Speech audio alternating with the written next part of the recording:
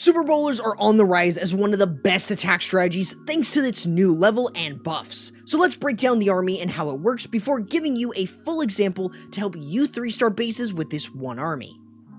With this attack, it's broken down into 3 parts: a short Warden walk funnel, the Archer Queen or Royal Champion funnel, and the Super Bowler smash. On screen is a visual representation of the troops, spells, and heroes needed for each part of this attack. However, consider using my creator code CorruptYT to support me and the channel.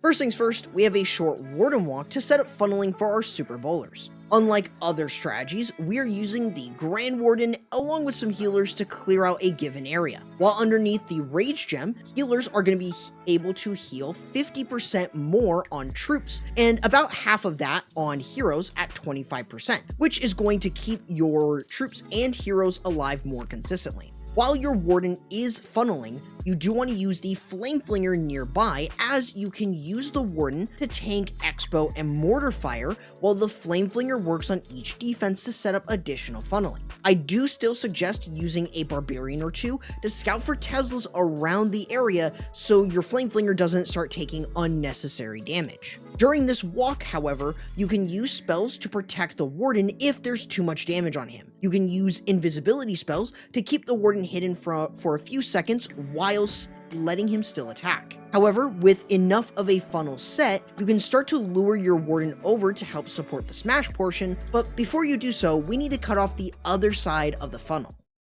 Moving to the other side of our funnel, you can either use the Royal Champion or the Archer Queen to set up funneling. If you are using the Royal Champion, you will often have to cut off the funnel for your Super Bowlers with a Baby Dragon and Yeti to help clear as many buildings as possible, while the Royal Champion focuses on defenses, clearing them and any other buildings out with her Electro Boots. You can just simply use her Rocket Spear to clear out defenses from a distance while still funneling your Super Bowlers deeper into the base. If you're using the Archer Queen to funnel, however, you can use the Yeti and Baby Dragon to funnel the Queen into a small section of the base to clear out a funnel for your Super Bowlers. Her Action Figure and Magic Mirror allow you to clear out defenses and buildings with ease, as she has proper survivability and DPS. This also then allows you to use the Royal Champion inside the base to support your Super Bowlers with her Electro Boots.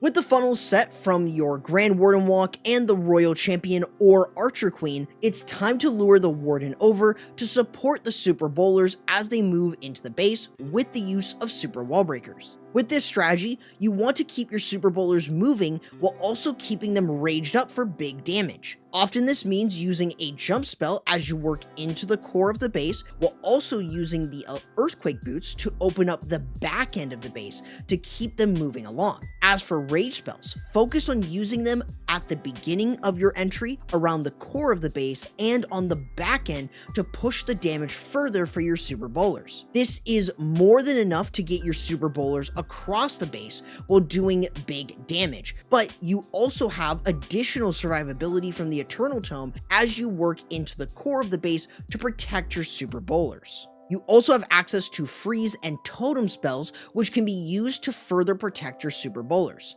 Oftentimes, freeze spells are the best against high DPS defenses, since they can be tricky to deal with, especially when raged up, so this allows you to shut it down more reliably. Meanwhile, totem spells can be used to redirect damage away from your main push, so you can often keep more of your troops alive as they move deeper into the base. As for the Archer Queen or Royal Champion inside the base, if you're using the Royal Champion to funnel, it's often best to use the Queen with her Magic Mirror and Action Figure for the additional tank and DPS, while also being able to counter air CC troops and heroes. However, if you're using the Archer Queen to funnel, you can often use the Royal Champion with her Electric Boots and her new Frost Flakes equipment, which enables the Royal Champion to counter skeleton traps along with dealing with air CC troops and heroes, but you can also have an additional freeze that can be used around the core of the base to get through back-end defenses with little to no damage,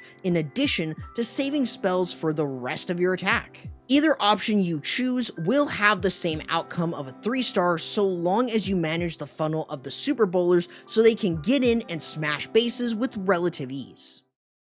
Now that you understand how this army works, this is the army comp I recommend you use to 3-star bases no matter your town hall level. But with that said, let's give you a visual example of how this all works so you never fail with this army.